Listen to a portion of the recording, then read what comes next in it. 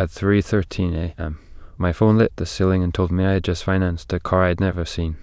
The push alert from Alpine Credit Union said a $42,500 auto loan had funded at 1:52 a.m., co-signed by me, for 2022 Outback sitting somewhere on a lot in Colorado Springs. The email beneath it attached a PDF of my signature, my exact slanted R, my wrong middle initial, my life repurposed while I slept. Our house sits 2 blocks off West Colfax in Denver, one of those 2-bedroom brick bungalows that pretends it always belonged to trees. Sloan's Lake is a 10-minute walk if you cut behind the old motel and dodge the e-scooters. The living room opens into a dining area where a mid-century table I rebuilt from a warehouse salvage rests on a rug we bought second-hand from a woman who talked like rugs of feelings. The back bedroom faces an alley shared with a mechanic who leaves his bay door open in summer so music and swear words can mix with the smell of ties. I run a small sign and custom furniture shop out of the detached garage. I turn reclaimed beams into countertops and barn doors, and on good months the Etsy store pays for walnut instead of poplar. On bad months, it pays for glue and quiet panic. My wife, Ren, is a paramedic at Denver Health. Her schedule lies inside Telestaff and a shared spreadsheet her crew updates with swaps and overtime picks. She keeps a brown bag by the door that smells like antiseptic and diesel. Her shift line fluctuates 24s, 12s, and the occasional 8 that turns into 12 because someone's kid breaks a wrist and your city refuses to stop needing you. She has hands that think faster than mine, and a tolerance for other people's blood that makes strangers call her brave and me feel small. She says she likes the city better after midnight because the lights lie less. Money has been a draft under our doors for as long as we've had doors. The water heater hissed itself to death last winter, and we took a 0-interest promo that punishes you if you remember an anniversary but forget a due date. I tore my rotator cuff taking down a maple slab by myself and spent spring pretending physical therapy was working faster than it was. A colonoscopy generated bills that divided their affection between us and Blue Cross in equal parts. The transit van I used for pickups developed a vibration that forced me onto side streets. We weren't asking anyone to carry us, but the math asked us daily to be either creative or lucky. The auto loan allowed made no sense and made all kinds of taunts. The PDF with my signature included a DocuSign envelope ID and a timestamp 11:27 p.m. the night before. The IP address geolocated to a hotel on South Tejon in Colorado Springs, where Ren had told me her crew went for a late dinner during a transfer. I stared at the stylized curve of my name and at the digitally applied notary seal. I wrote the envelope ID on an index card because it felt like a handle. I forwarded the documents to myself to a folder I named 3:13 Outback, then turned the phone face down as if that could slow time. Ren's side of the bed was empty and cool. She was on a 24 posted in her shared calendar, station 10 to station 1 to free float if needed. Her last message said a transfer to Springs had run long, then a backfill in Aurora, then another call that dragged past midnight. She was supposed to sleep at station 10 and drive home in the morning. The burn bag by the door was gone. The garage was quiet except for the slow-ticking noise of her shop light cooling. I made coffee that tasted like pennies and stared at the ceiling fan until the first bus along Colfax side passed our front window. At 7:06 a.m., Alpine called after I spammed their fraud link. The specialist's voice was professional and bored the way I wanted mine to be. She said the co-signers were me and a woman with my same last name at our home address. She said the in-person signing had been remote notarized through a vendor that records keystrokes and camera footage of the signer's face. She said the system had verified my identity through 2 out-of-wallet questions only I should know, the county of my birth and the lender on a refinance 5 years ago. She suggested identity theft and gave me a case number that looked like a barcode ACU FR-118,644. She told me to place a freeze at toll-free bureaus and a fraud alert with the FDC. She wished me luck in a tone that belonged to a mechanic advising you to sell the car you love. I felt my heart pull an odd extra beat I had noticed over the past month when stress walked into the room ahead of news. My doctor had called it benign PVCs, which sounded like plumbing more than a muscle. She told me to drink more water and think fewer thoughts. It was not that kind of morning. I logged into Equifax and TransUnion, answered quiz questions, and set freezes. I wrote the PINs on the same index card, then moved my direct deposit from a joint checking to a business account in my LLC. I paused our joint credit card and set a fraud lock on the HELOC we barely use. I opened a spreadsheet and titled it Damage. I wanted to believe this was the wrong email coupled with the wrong woman who shared my wife's face. I walked toward proof the way people walk toward noise in their own basements, half brave and half stupid. Ford's front seat still smelled like the EMT station when I drove to the lot in Springs after 2 messages from Alpine about a pickup time. The dealership's glass reflected me to myself, smaller than I felt.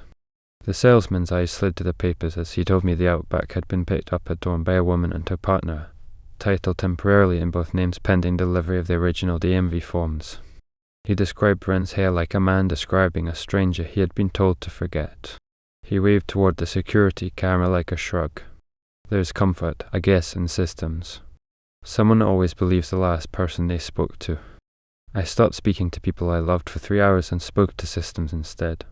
The Telestaff log of Wren's shift showed a swap recorded at 10:01 p.m. the night before, traded from Station 10 to Station 14 with a paramedic named Cooper.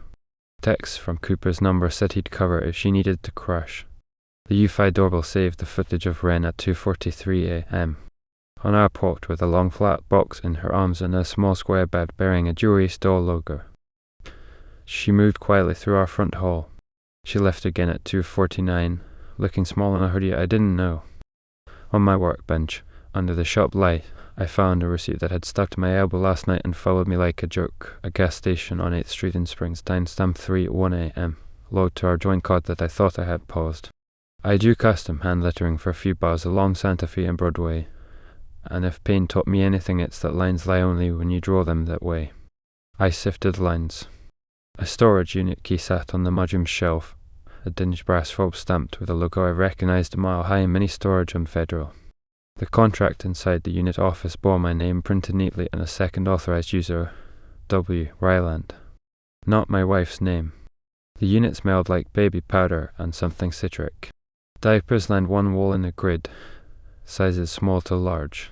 A stack of moving blankets leaned in a corner next to a blue carry with a backpack handle. A laundry hamper held folded onces grey, mountain prints, tiny snaps polite enough to apologize. There was a folded note taped to the inside wall, a schedule with locations I knew by cross street and the times for a pediatric clinic on Spear, a daycare on 38th, an apartment on Peoria in Aurora. Next to the note sat a sterile envelope labelled Primary Birth Certificate County Copy, with a last name I did not recognize and a hyphen that ended in my wife's maiden name. I was not listed on that certificate.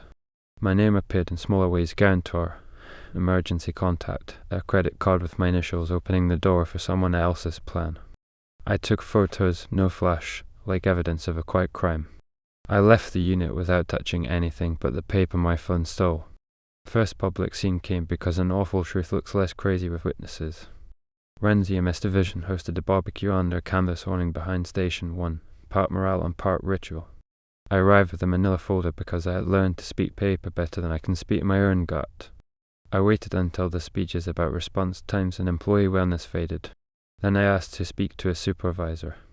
I presented the Alpine loan documents, the Telestaff swap time, the Eufy timestamps, photos of the storage unit's grid of diapers, a screenshot of a U-Haul receipt with my joint card that corresponded to the day the unit was opened, and a printout of our bank's fraud case number for an attempted HELOC draw flagged by the system at 2:11 a.m. earlier that week. Wren stood among her crew and looked at me like I had set a trap she recognized from another life. Our captain, a compact woman with eyes like calipers, read the Telestaff swap and said Wren had properly clocked out, which made the timeline a personal matter. A coworker I knew from holiday parties, a man who jogs along Sloan's and waves smiles when he passes our house, stepped between us in the way good men step between gasoline and matches. People murmured about privacy and about bringing this to HR, not brisket. I nodded because I had not come for rage, I had come for silence to turn into proof. The captain said HR would schedule a meeting. She told me she'd need to see the documents then, not on foil. First independent witness appeared before HR had time to flex a policy. Our neighbour, Mrs. Dominguez, the kind of retired teacher who still watches recess from her back porch, left a note tucked under our doormat. She had seen Wren and a woman she did not recognize carry boxes into the house 3 separate afternoons, and once, the day before the auto loan, she had watched them load a car seat base into the back of Wren's Corolla. She wrote the times in ballpoint in her hand so neat it made my ribs ache: 2:17 p.m. 3:02 p.m. 5:41 p.m. She apologized for watching and not understanding. It is hard to cease being reasonable once you've committed to it. I called a lawyer the next morning. A family law firm off 17th that shares a receptionist with an orthodontist. The attorney reviewed my stack of printouts and wrote letters that smelled like toner and consequence. One to the bank instructing no draw against our HELOC without both parties present, case number TRFR-7721. One to Alpine, demanding rescission of the auto loan and a copy of all remote notarization footage and keystroke logs, case ACUFR-118,644 appended. One to the storage unit, revoking my purported authorization and instructing that access be limited pending a property inventory by council. One to Denver Healthy MS requesting a letter verifying shifts actually worked during specific dates. One to Ren, advising that I had opened a separate account, frozen all joint lines, and established boundaries, no further debts or benefits in my name, no use of our joint address for any child or dependent listing, and a written response regarding whether there was a child whose paperwork had been underwritten by me in any way. The letter included 2 appointment slots at the clinic on Spear for court-admissible DNA swabs if she intended to assert a claim I was prepared to contest. I hated how clean the language was. HR scheduled a meeting under fluorescent lights and the word collaboration stenciled above our whiteboard. I arrived with my folder because I have no other armor. The HR manager looked tired in the way people look when systems ask them to be fair while the humans ask them to take sides. I presented a chronology: Telestaff swap at 10:1 p.m., DocuSign at 11:27 p.m., Eufy clip at 2:43 a.m., gas receipt at 3:1 a.m., Alpine pickup window 7:30 a.m., storage unit open 3 weeks prior, daycare form submitted last Tuesday with my email listed as a backup pediatric clinic charge on our joint card 3 days ago. I asked for a letter verifying Ren's hours, which the HR manager printed on letterhead with a stamp and a signature, on X dates and times. Ren had swapped to Station 14 or was off premises. EMS records did not show a run sheet matching the Colorado Springs timeline after 21:0. He did not write an opinion. Papers rarely do. Ren told me privately that I had misread coincidence as conspiracy. She said she had put my name on forms to help a friend who is extracted benefits through online portals and who needed to hide until TRO papers were served. She said she had been asked to bridge a system that does not bend for women unless a man's name props it. She said I had humiliated her by dragging her work into it and by implying that she had set up a second life like a TV plot when the truth was messier and less cinematic. She reminded me of the baby-shaped problems that had haunted our house 2 years earlier and how guilt migrates into strange shapes. She asked me to take the DNA appointments off the table because to even schedule them was cruelty. She asked me to be better than paper. I wanted to be.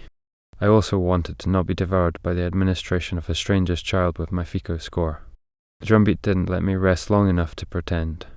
A letter from a daycare near 38th arrived, thanking me for adding my employer benefits to a dependent care spending account. An email from Blue Cross asked me to verify a newborn's addition to our plan. USP's notice congratulated me on a P.O. Box renewal in Aurora I had never opened. The P.O. Box application included a copy of my license, my picture, my address, a signature that looked like mine put through a copy machine one time too many. The box had a second authorized user, W. Ryland. The postal clerk gave me a number for the inspection service and a case ID that felt like a coin in my mouth. PIS FR-60,219. My mother hosts family dinners the way some people host yard sales frequently, loudly, with a set of folding tables that live in her garage like pets. I brought my folder because my sisters had heard pieces and because I needed a place where Ren's explanation could sit next to other people's eyes. I laid out the Alpine loan, the DocuSign logs, the HR letter, the daycare email, the inspection service case number, and the HELOC fraud notice our bank had mailed me after my earlier call. I described the storage unit without adjectives, just inventory. My father affirmed that notaries don't make crimes beautiful. My middle sister asked whether I was sure I wanted to put a baby's paperwork in the center of a table where people ate cake.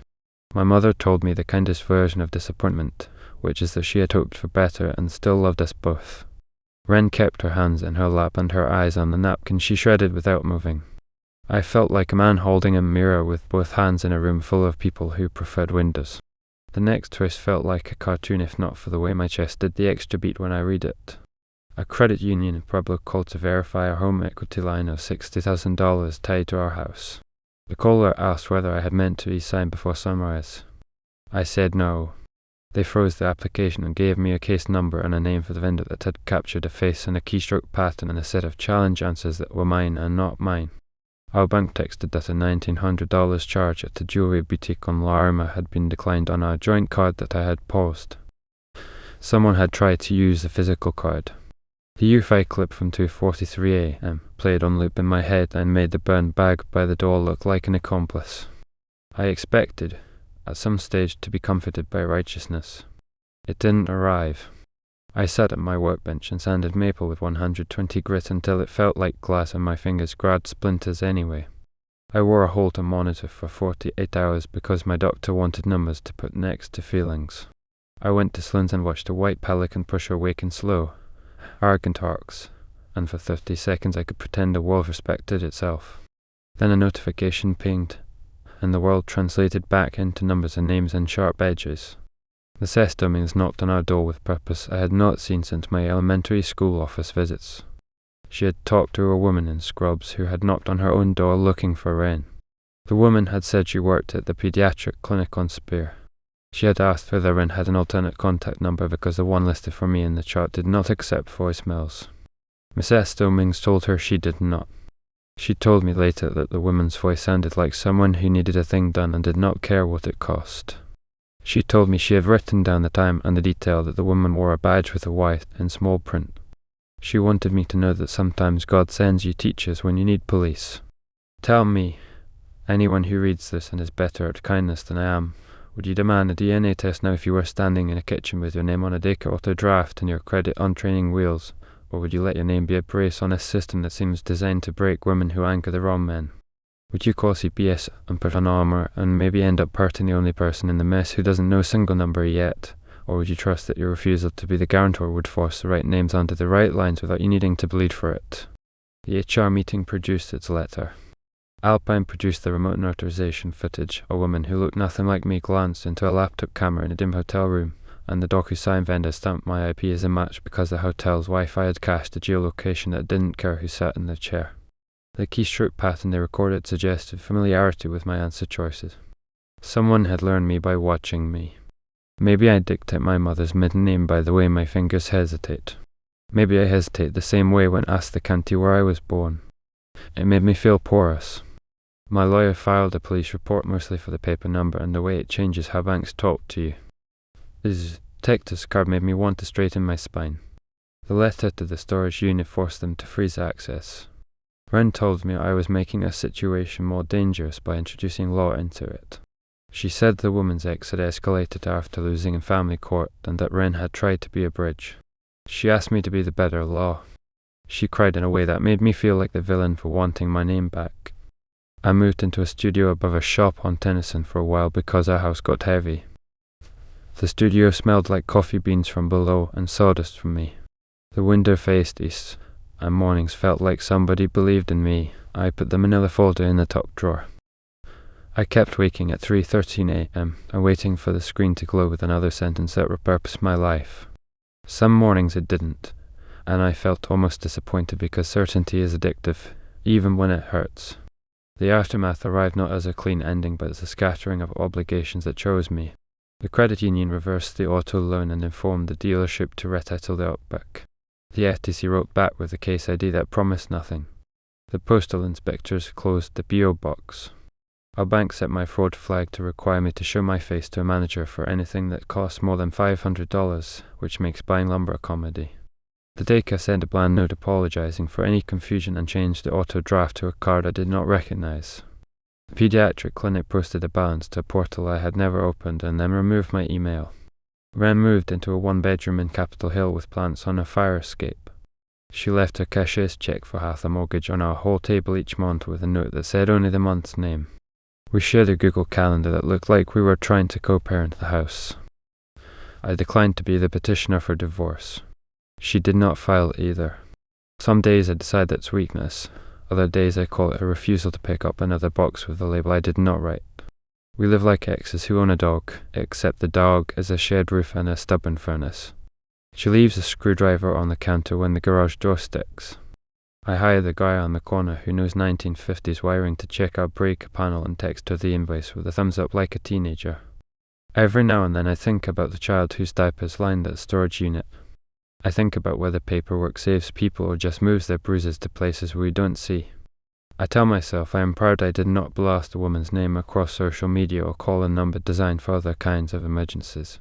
Then I see a blue bottle in a stroller at Sloane's and my heart pulls that extra beat like it is reminding me I chose a kind of mercy and called it restraint. I carry both versions of myself into the bakery on Lowell and order coffee that tastes like hope and comes in a paper cup anyway. The last time I went to our house late, the herons had returned to Sloane's Lake, stabbing the water like they held a grudge. The Eufy sent immersion alert because the moth had decided to be large. The screen glowed the same cold light it had that first night. The subject line since then ranged from ridiculous to terrible. A community board wanted to discuss alley snow removal. A bank wanted my 6-digit code again. A contractor confirmed a delivery window.